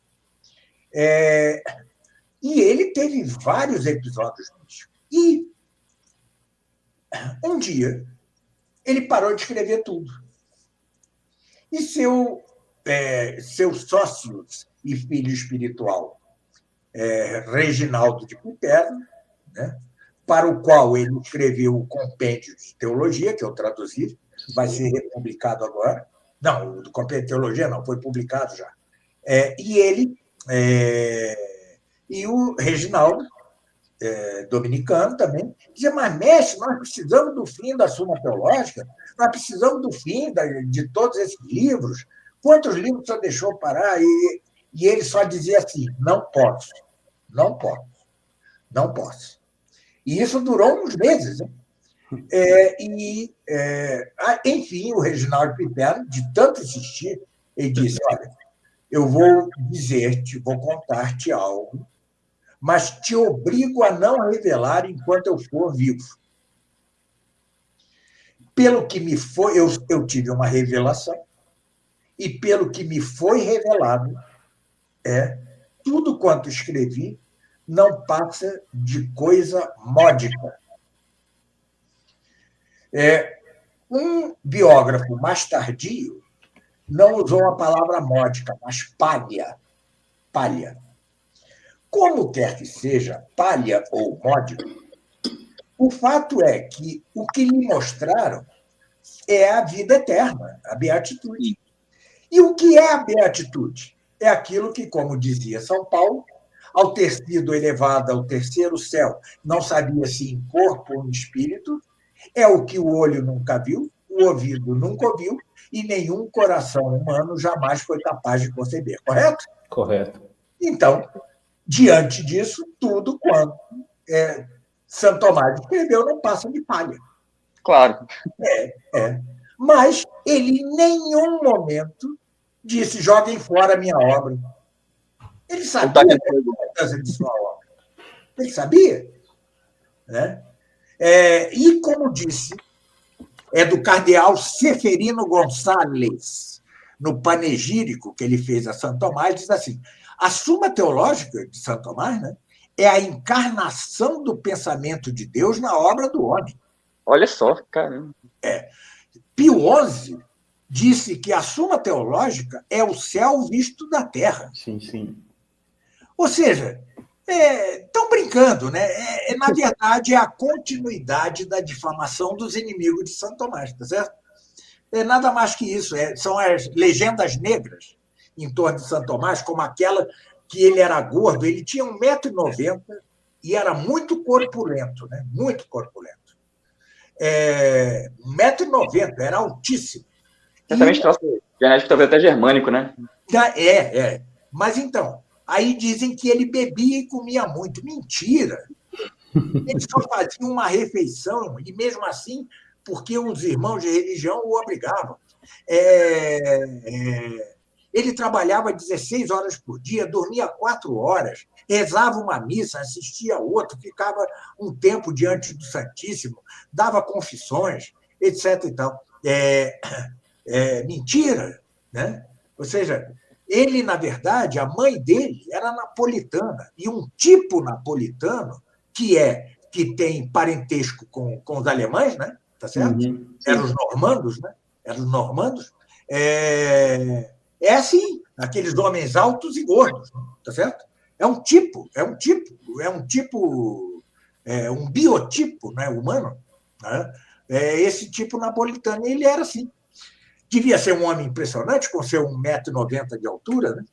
Ele ainda tinha sangue nobre, né, professor? Ele ainda tinha sangue nobre e era como que também uma combinação muito feliz de genética, né?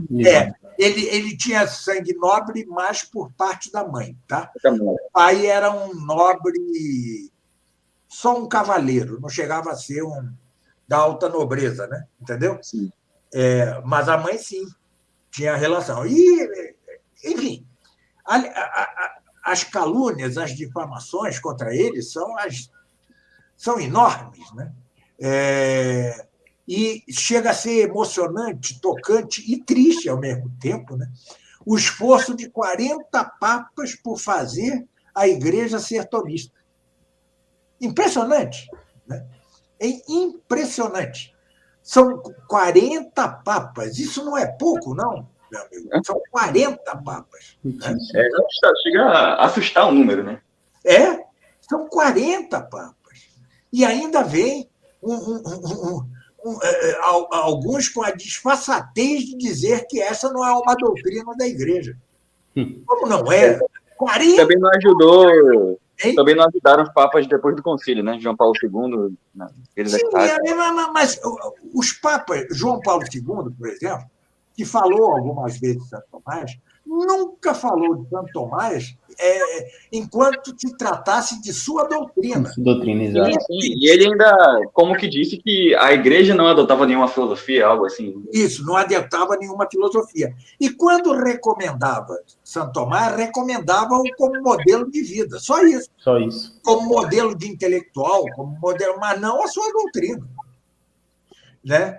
Ou seja, mas agora, mestres, nós estamos, meus amigos, em tempos de trevas, né? Tempos tenebrosos. Né? E, nesses mesmos tempos tenebrosos, é que é possível voltar ao tomismo sem concessão alguma. Tá certo? Em analogia, né, professor, com o que você falou sobre Leão XIII, né? Quando a igreja estava já sem espaço, já... Exatamente. Agora que o tomismo está do jeito que está, que nós vemos, por exemplo, o Pariável Caldeirão. Exatamente. Eu costumo dizer que o tomismo não salvará o mundo, mas sem o tomismo o mundo não se salvará. Isso em tese.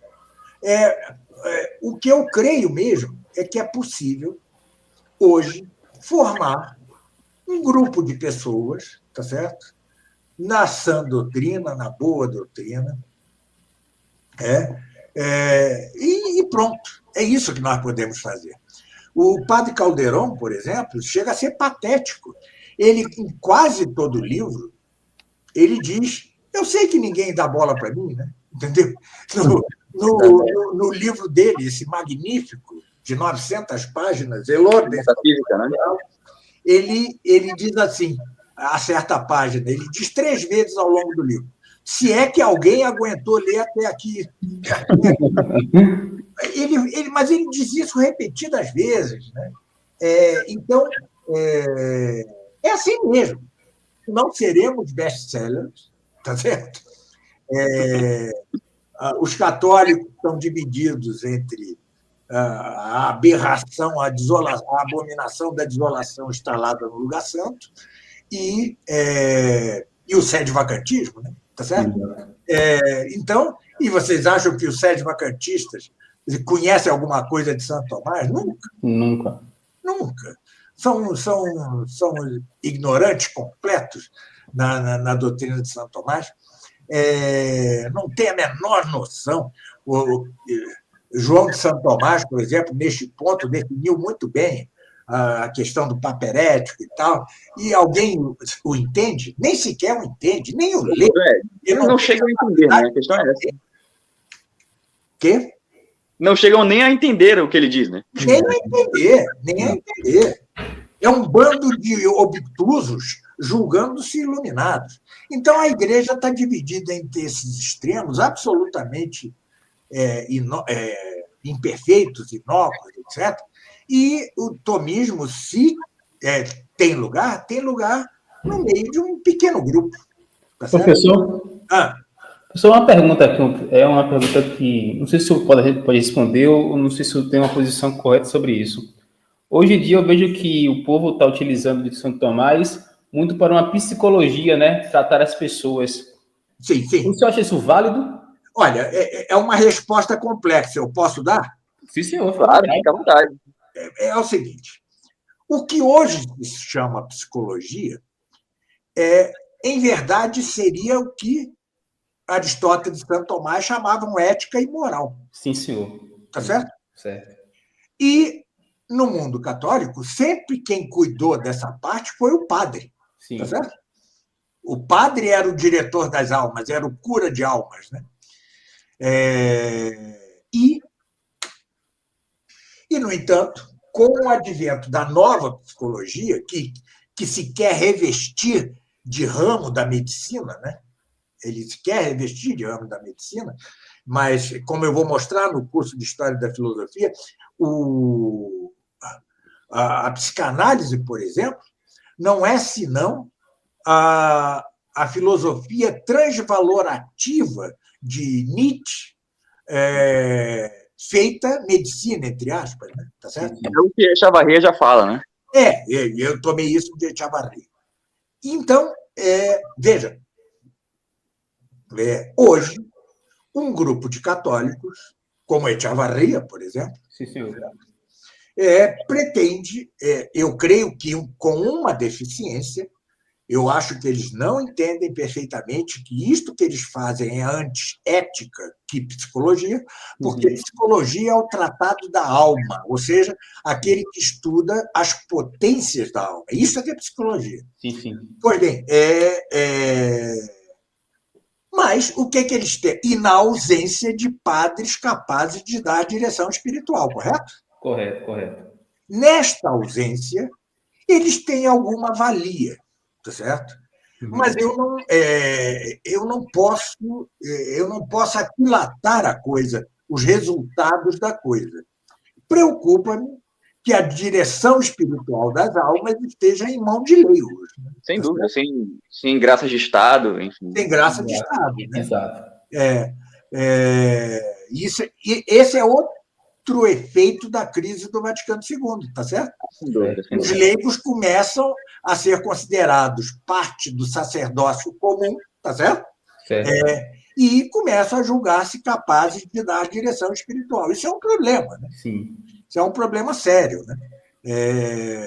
Eu já me veem, escrevem-me como se eu fosse um padre, entendeu?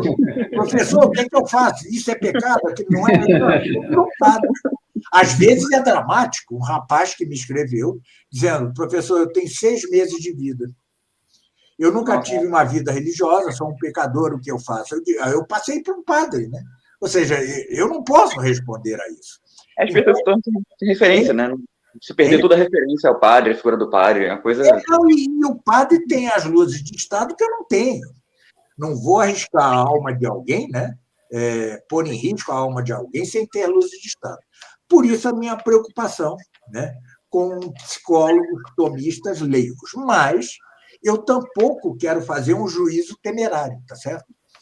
Porque a natureza tem horror ao vazio, tá certo? Sim. Na ausência de padres que dirijam as pessoas, pode ser que esses leigos estejam fazendo algum bem. Pode ser, eu não sei. Tá? Eu não sei. É difícil responder, eu não quero fazer um juízo temerário. Né? Martin Etchevarry é um homem de valor, né? Assim, muito competente, é estudioso, né? É um homem sério, ele é um pai de família numerosa.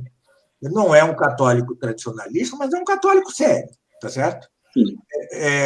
Então, eu não quero fazer juízo temerário disso. Né?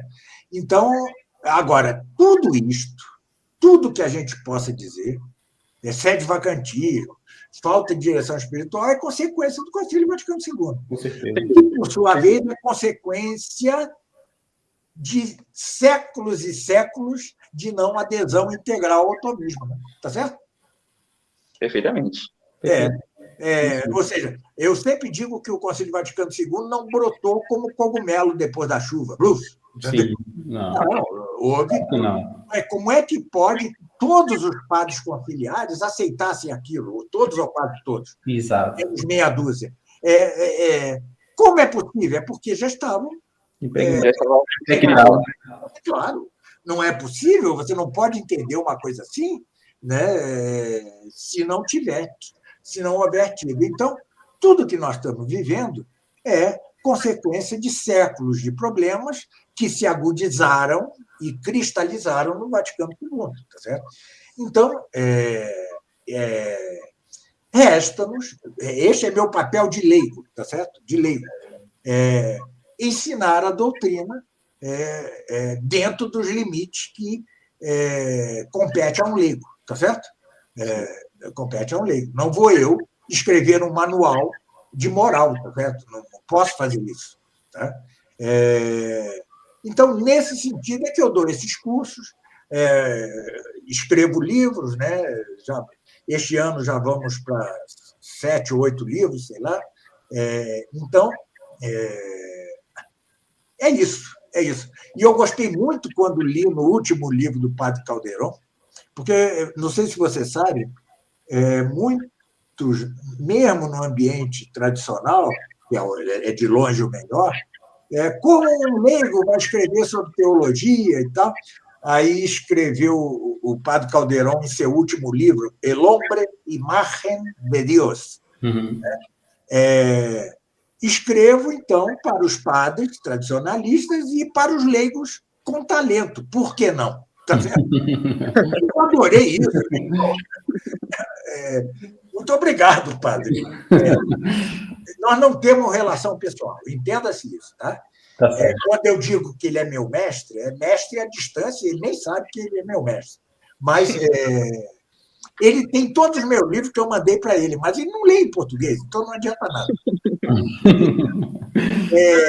Então não se pense que eu tenho relação com ele e tal, nada disso. Quisera eu ter, né? Mas não tenho. E então,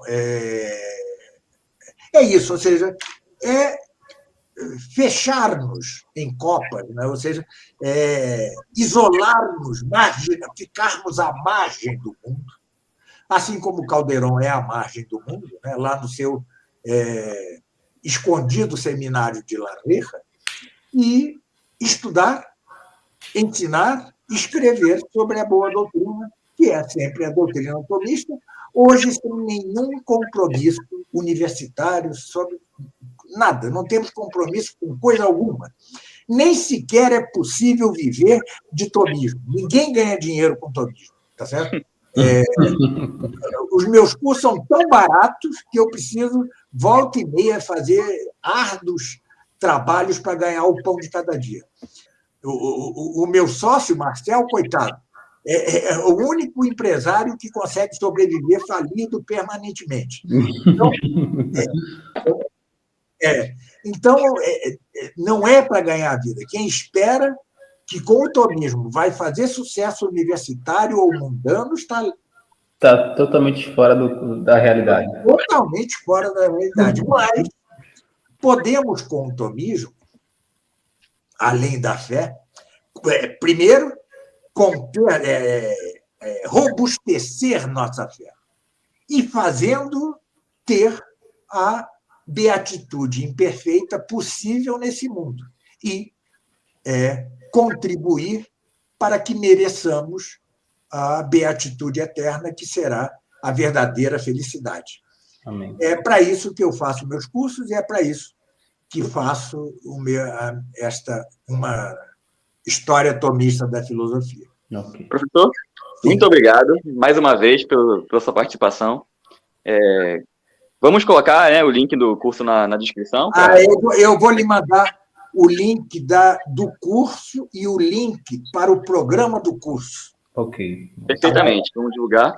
E ao ouvinte, espero que tenha sido proveitoso, acredito que sim. E não deixemos de, além de estudar São Tomás, rezar também Santo Rosário todos os dias. Exato. Muito obrigado, professor. Obrigado, Lucas. Valeu, obrigado. Eu agradeço. Fiquem com Deus, Guilherme e Lucas, e muito obrigado mesmo pela nova oportunidade. Eu que agradeço a oportunidade.